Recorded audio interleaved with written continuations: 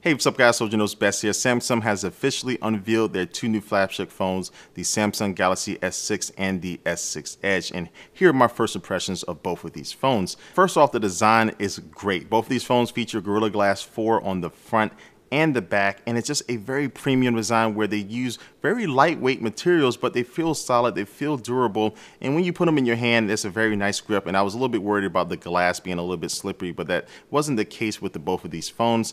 And color options, you have white pearl, black sapphire, gold platinum, blue topaz, and with the S6 Edge, you have a green emerald option, which is one of the ones that really stand out when you hear green on the cell phone. It doesn't really sound like it will work, but this definitely does work on the S6 Edge. Now, the expense of making these phones look and feel better, you don't have the option to remove your battery anymore, and also you don't have the option to expand your storage with a micro SD card. Now, both of these phones have 5.1-inch Quad HD Super AMOLED displays that have a resolution of 2560 by 1440 and a rocking 577 ppi. But the one difference with the S6 Edge is that it's a curved display on both sides, and it looks absolutely amazing because you don't have this sharp cutoff when you're watching a video.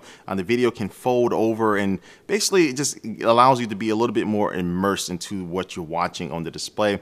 And it's just something you really have to see. I don't know if this camera could even do it justice. Once you see it in real life, you'll see all the sharp and vivid details you're able to get out of a great looking video on a great display that's on the S6 Edge. And again, it still looks just as good on the Galaxy S6, but that curved display is just something that's very unique that allows you to, again, just to get a little bit more into the content that you're watching. When it comes to battery life, the S6 has a 2,550 milliamp battery, where the S6 Edge has a 2,600 milliamp battery, but both feature wireless charging and just better compatibility with WPC and PMA wireless charging pads. So basically any charging pad out there for the most part you'll be able to use. And if you do want to charge it the old way by using a wire, it's going to be about 1.5 times faster than the S5. So that basically equates to, just by plugging it in for 10 minutes, you'll get about 4 hours of usage. Now, last year, Samsung introduced a fingerprint scanner with the Galaxy S5, but you had to swipe your finger down, which really wasn't the best method. But now they improved that by allowing you just to have to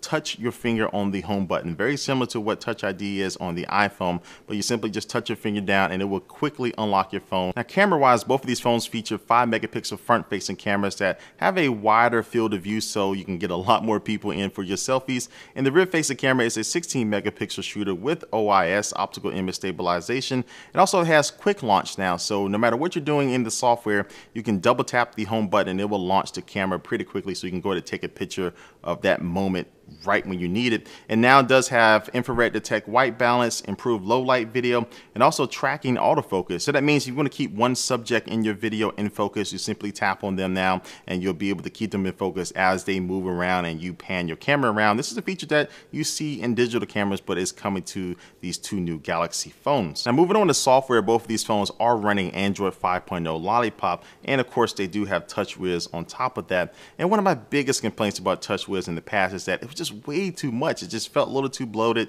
and this Samsung was just trying to throw everything in there and the kitchen sink, but they have dialed that back now with these two new phones, and I'm really enjoying it because the settings are just a little bit more organized. Everything is just a little bit more concise, and it's just less is more, and that really is working now with this new version of TouchWiz. And there's also better multitasking. You can have multiple apps running at the same time, and then if you just want to get rid of them, you can minimize them into these little bubbles and move those bubbles around on your screen. But what about the S6 Edge? How does this software take advantage of the curved displays on this new phone? Well, one thing is that if you do swipe over from the right hand side, you'll see a list of your favorite contacts, and they can be family members or friends, but you can tap on them and you'll have a few different quick actions like text them right away, and also you can assign them different colors. Now, why would you want to assign them a color? Well, with the S6 Edge, if you were to place it face down on the desk and you walk away and somebody was to send you a text message, it will light up in red or blue, whatever colors you assign to them, so you can know exactly who's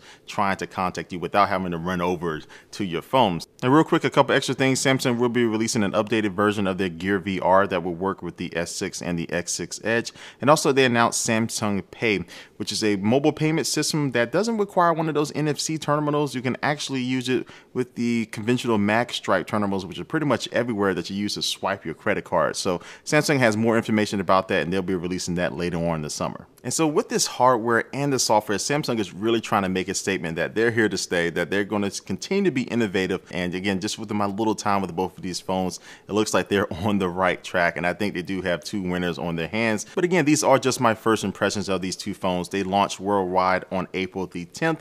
But stay tuned for more coverage, and definitely leave a comment down below what you think about these two phones. They've been talked about for a while. I'm interested to see what you think about them. But like always, thanks for watching this video, guys, and I will catch you later.